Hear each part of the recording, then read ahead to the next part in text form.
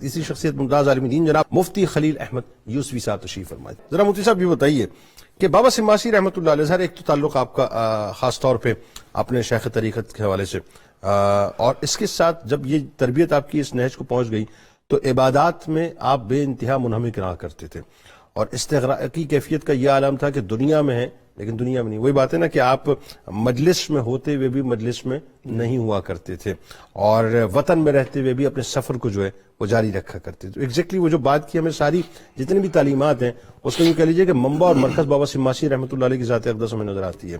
تو تصوف کی دنیا میں جو استغراق کی اہمیت ہے کیا ہے ذرا بتائیے. پھر جو غفلت ہم کر جاتے ہیں بنیادی طور پہ کہ جو دم غافل سو دم کافر والی بات ہے، تو پھر کیفیت کیا ہوتی ہے ذرا ہی بتائیے. بسم اللہ والصلاۃ والسلام علی رسول اللہ. جنید بھائی اگر آپ اجازت دیں تو سلسلہ نقشبندیہ کے 2-3 اشعار عرض کر کے جناب آئیے. ہمارے سلسلہ نقشبندیہ یوسفیہ کے اشعار ہیں جو میں عرض کر رہا ہوں.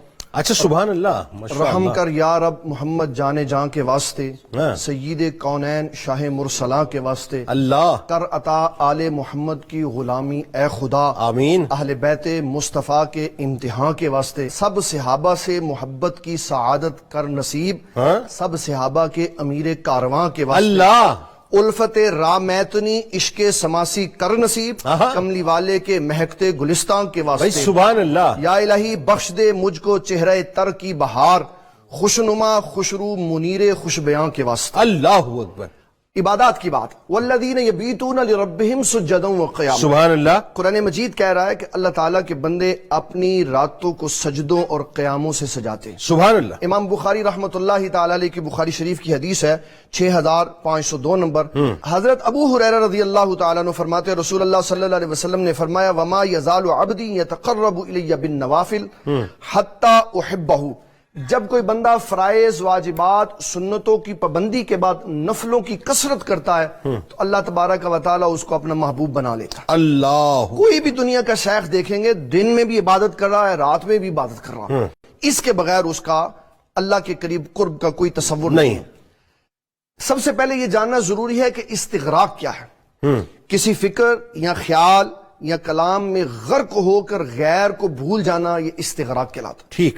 اور تصوف میں استغراق کا معنی ہے انقطاع کلی عن الخلق، مخلوق سے کلی طور پر اپنا رابطہ توڑ کر اللہ تعالیٰ جل جلالہ سے اپنا رابطہ جوڑ لے. سبحان اللہ. اس کی سب سے بڑی مثال استغراق کی ہمارے آقا کریم صلی اللہ علیہ وسلم کی ذات اقدس ہے. اللہ. مشکات شریف کی حدیث 5358 اس میں نبی صلی اللہ تعالیٰ علیہ وسلم نے فرمایا کہ اللہ تعالیٰ نے مجھے یہ حکم دیا ہے ان یکون صمتی فکرن، کہ میں جب خاموش ہوں تو میں فکر کروں فی اسمائی کا و صفاتی کا و مصنوعاتی کا، اللہ تعالیٰ کے ناموں میں، اللہ تعالیٰ جل جلالہ کی صفات میں اور اس کی تخلیقاری میں. اور جب میں و نطقی ذکرن، جب میں بولوں بتسبیح کا و تحمیدی کا و تجمیدی کا و تلاوت القرآن کا. اور فرمایا کہ جب میں گفتگو کروں تو میری زبان سے اللہ کا ذکر، اللہ تعالیٰ کی وحدانیت، اس کی تحمید، اس کی تقدیس اور توحید کا ذکر نکلنا چاہیے. اللہ اکبر. اور تیسرے نمبر پر فرمایا وَنُطْقِ وَنَظْرِ عِبْرَةً، جب میں دیکھوں تو انفس الآفاق کو دیکھوں اور ملکوت السماوات والارض کو دیکھوں. اللہ کی بادشاہت کہاں تک پھیلی ہوئی ہے. سبحان. یہ ہے استغراق کہ میں جس بھی کیفیت میں ہوں مجھے رب کے علاوہ کوئی شے نہیں نظر. اللہ اللہ اللہ. اور پھر جو لوگ اس کی اہمیت کو سمجھتے ہیں ان کو پتا ہے کہ جب تک ہم تنہائی میں نہیں جائیں گے، اپنے آپ کو مخلوق سے جدا نہیں کریں گے، اس وقت تک اللہ کا قرب نہیں مل سکتا. اس کی مثال بھی ہمارے آقا کریم صلی اللہ علیہ وسلم کی ذات اقدس ہے کہ آپ نے اللہ کا مزید قرب خاص، پہلے تو بہت ہی قرب تھا، مزید قرب خاص کے لیے غار حرا کا انتخاب فرمایا. اللہ اکبر. وہاں تنہائی میں بیٹھ کر نبی صلی اللہ علیہ وسلم نے انفس الآفاق کے اوپر بھی غور و فکر کیا اور اللہ تعالیٰ جل جلالہ سے اپنا استغراقی تعلق بھی مزید پختہ کیا. میڈیٹیشن جو ہے وہ یہیں سے لوگ اخذ کرتے ہیں. بالکل ایسے ہی. اور پھر جو لوگ غفلت کا شکار ہو جاتے ہیں اس میں میں 4 باتیں بڑی اہم بیان کرنا چاہتا ہوں. جب کوئی بندہ غفلت کا شکار ہو جاتا ہے تو سب سے پہلے اس کے اندر حب جا اور حب دنیا پیدا ہو جاتا ہے. ایسا ہی ہے. پھر اس کے بعد اللہ تعالیٰ کی یاد سے غفلت میں چلا جاتا ہے. ایسا ہی. نمبر 3 گناہوں کو کثرت سے وہ کرتا ہے اور کوئی لمحہ اس کا گناہ سے خالی نہیں جاتا. نمبر 5 برے لوگوں کی محبت اختیار کر لیتا ہے. نمبر 6 لمبی لمبی امیدیں لگا کے بیٹھتا ہے، اور نمبر 7 اس کا کلام بے خوفی والا ہو جاتا ہے۔ اللہ کوئی لفظ ایسا نہیں ہوتا جس سے خوف خدا کی کوئی پہلو اس کا جھلک رہا ہو۔ اچھا بابا سماسی رحمۃ اللہ علیہ بدرجہ اولا یہ تمام باتیں نظر ہر آتی شے ان کے اندر موجود ہے، یعنی یہ آپ- کی میں نے باتیں بتائی ہاں، کہ وہ اس کیفیت میں تھے، خوف خدا سے سجے ہوئے انسان تھے۔ کاموں میں بھی اگر اپنے لگے رہتے وہ کیا وہ انگور والا واقعہ وہ ایک دن انگوروں کے باغ میں گئے تو استغرا کی کیفیت آئی، اللہ کی یاد میں وہیں پہ گر گئے، اور یہ کیفیت ہوئی کہ مریدین پریشان ہو گئے۔ یعنی ہر جگہ پر انقطاع کلی عن الخلق رہا، اور اللہ تعالیٰ کے ساتھ ان کی وابستگی رہی۔ اللہ اکبر، یعنی کسی دم جو ہے وہ اللہ سے غفلت نہیں۔ اچھا ہمارا مسئلہ یہ ہے کہ آج ہمیں تو یہ جو موقع ہوتا ہے یاد کرنے کا، اس موقع پہ بھی ہم صحیح طور سے حق ادا نہیں کرتے۔ نمازوں میں بھی غفلت ہے، روزوں میں بھی غفلت ہے، قرآن کی تلاوت میں بھی غفلت ہے، ذکر و اذکار میں بھی غفلت ہے۔ دل ہمارا بظاہر اللہ کی بارگاہ میں لگنا چاہتا ہے یا ہم لگانا چاہتے ہیں لیکن لگ نہیں پاتا، اس کی وجہ کیا ہے؟ مطلب ہم اتنے ڈی فوکسڈ کیوں ہیں؟ جنید بھائی اس کی سب سے بڑی وجہ یہ ہے کہ ہمارا تعلق قرآن و سنت سے جدا ہو چکا ہے۔ ہاں، جب تک ہم قرآن مجید نہیں پڑھیں گے، نبی صلی اللہ علیہ وسلم کی احادیث نہیں پڑھیں گے، اس وقت تک ہماری توجہ اللہ تعالیٰ کی طرف نہیں ہو سکتی۔ ہمیں گائیڈ کرنے والا ان دونوں کے بعد کوئی تیسرا نظر ہی نہیں آ رہا۔ یہ دو چیزیں ہیں جو ہمیں اللہ تعالیٰ کی طرف جوڑتی۔ صحیح۔ تلاوت قرآن مجید ہم کرتے نہیں، صحیح۔ رسول اللہ صلی اللہ علیہ وسلم کی حدیث پڑھتے نہیں، یہ پڑھیں تاکہ پتہ چلے نبی صلی اللہ علیہ وسلم کا اللہ تعالیٰ سے کیسے تعلق ہے۔ صحیح۔ واقعات میں ایک بڑا واقعہ آتا ہے کہ ام المومنین سیدہ عائشہ صدیقہ ایک دن نماز تہجد کے وقت رسول اللہ صلی اللہ علیہ وسلم کی بارگاہ میں حاضر ہوئی۔ آگے عرض کی السلام علیکم، تو آپ نے ایسے کر کے ان کی طرف دیکھا، آپ نے فرمایا کون ہے؟ عرض کی حضور میں عائشہ۔ فرمایا کون عائشہ؟ کہا ابو بکر کی بیٹی۔ فرمایا کون ابو بکر؟ اللہ! یہ آپ کی استغراق کی کیفیت تھی کہ جب آپ اللہ کے ساتھ وابستہ تھے تو دنیا جہاں کے کسی بندے کی آپ کو فکر نہیں۔ اور یہ قول مبارک بھی ہے نا حضرت عائشہ صدیقہ سلام اللہ علیہا کا، کہ جب مطلب میرے سرکار جو ہے وہ نماز کے لیے اللہ کی بارگاہ میں حاضر ہوتے تو ہم سب کو جو ہے بھول جایا کرتے تھے۔ اذان کی آواز کے فوری بعد یہ کیفیت ہو جاتی تھی کہ ہم سے ایسے جدا ہو جاتے تھے جیسے ہمیں جانتے ہی نہیں، جیسے ہمیں جانتے ہی نہیں، بالکل نہیں جانتے۔ اور ہمارا اور یہی کیفیت ہے جو صوفی کے لیے، اللہ والے کے لیے ضروری ہے کہ اپنے رب سے اپنے آپ کو اس طرح جوڑے کہ دنیا سے اس کا تعلق بالکل ختم ہو۔ ہمارا وجود تو صاحب اللہ کی بارگاہ میں بظاہر کھڑا ہوتا ہے، لیکن ہمارا دل، ہماری روح جو ہے وہ کہیں یا تو ہمارے کاروبار میں الجھی ہوئی ہوتی ہے، یا تو ہماری دکان میں الجھی ہوئی ہوتی ہے، ہمارے جو جتنی بھی ایکسپورٹس ہیں امپورٹس ہیں اس میں الجھی ہوئی ہوتی ہے، ہماری جاب میں الجھی ہوئی ہوتی ہے، ہمیں آگے کیا کیا پلاننگز کی ہوئی ہیں ہم نے اس کو ہم اس کی بنت کر رہے ہوتے ہیں، کون کون سی میٹنگز اب اس کے بعد لگی ہوئی ہیں اس کی ہم بنت کر رہے ہوتے ہیں۔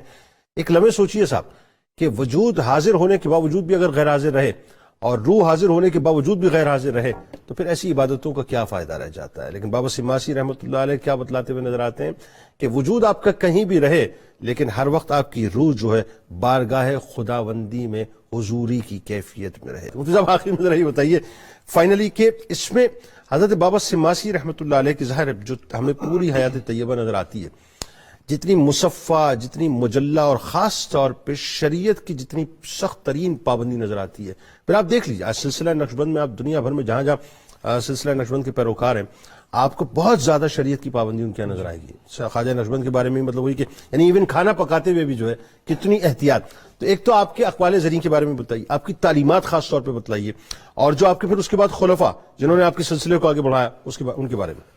جنید بھائی ایک بات میں یہاں پہ بڑی ضروری بتانا چاہوں گا کہ پہلے دور کے پیران اعظام اور آج کے پیران اعظام کامل، ان کے جو معاملات اس میں تھوڑا فرق ہے۔ وہ کیا؟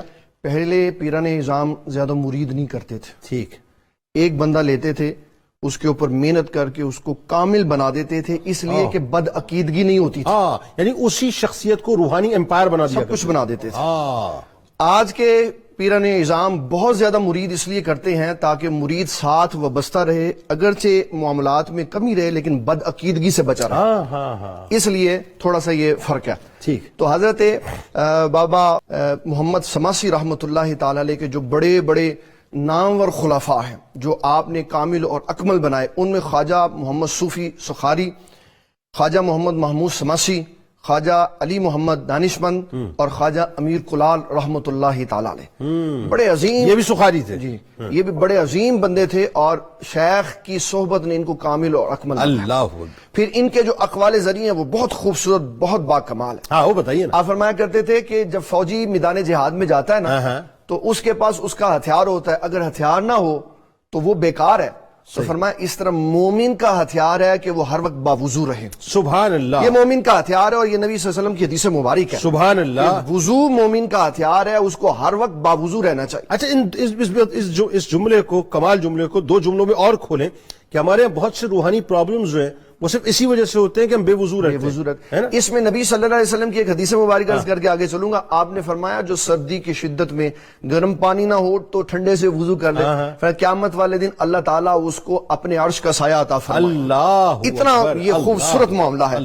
پھر فرمایا طہارت کے سلسلہ میں کہ سینے کی طہارت ہے کہ انسان پر امید رہے, نا امید نہ ہو, اللہ تعالیٰ کی طرف اس کی امید بدی رہے کہ اللہ تعالیٰ میرے گناہ معاف فرمائے. اللہ ہوگا. روح کی طہارت کے بارے میں کہتے ہیں کہ عقیدے کی درستگی اور شائستگی بندے میں ہو تو اس کی روح پاک رہتی ہے. بھائی سبحان اللہ. پیٹ کی طہارت کے بارے میں کہتے ہیں کہ حلال کھائے اور ضرورت کے مطابق کھائے تو پیٹ پاک رہتا ہے. ہاں, نہ ضرورت سے زیادہ کھائے, ضرورت سے زیادہ کھائے, نہ خدا نہ خواستہ حرام لقمہ کھائے. جی بالکل. اور پھر فرمایا کہ ہاتھوں کی طہارت یہ ہے کہ انسان جہد مسلسل میں مصروف رہے, رزق حلال کی تلاش میں رہے. سبحان اللہ. جسم کی طہارت یہ ہے, یہ اندر والے جسم کی طہارت یہ ہے, باطنی نفس کشی کرتا رہے, اس کے اوپر پہرا دیتا رہے.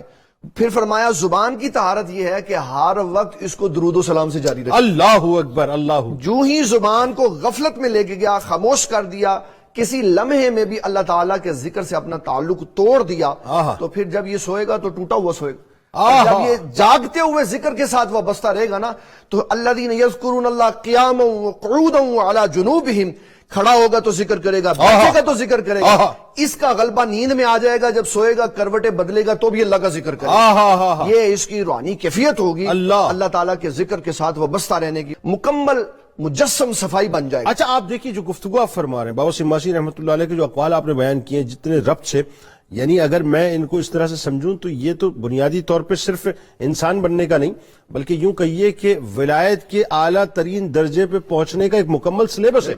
اگر اس پہ غور ہم کریں اور اس پہ عمل کرنا شروع کر دیں تو یہ تو پورا سلیبس دے دیا آپ نے. کمی کہاں پہ رہ جاتی ہے؟ کوئی کمی نہیں ہے. کمی ہمارے اندر ہے کہ ہم پڑھتے ہی نہیں ہیں اس کو, ہم اس کے اوپر عمل نہیں کرتے. جو آپ کی تعلیمات ہے وہ بڑی زبردست قسم کی. آپ نے فرمایا اپنے مریدین سے کہ بندہ خدا وہ ہے جو لوگوں کی موجودگی میں بھی اللہ سے ڈرے اور جب تنہا ہو تب بھی اللہ سے ڈرے. کیا اچھی بات. یعنی آپ کی جو خلوت, آپ جو عموماً جو جلوت لوگ پاک رکھتے ہیں, خلوت کو بھی پاک رکھنا چاہیے. ٹھیک ہے. اور یہ جنید بھائی میں اپنے لیے عرض کر رہا ہوں کہ خلوت ہمیشہ اسی کی پاک ہوگی جو اللہ تعالیٰ کا ڈر اور خوف رکھتا ہوگا. جو بناوٹی ہوگا اس کی خلوت کبھی پاک نہیں ہو سکتی. بھائی کیا کمال.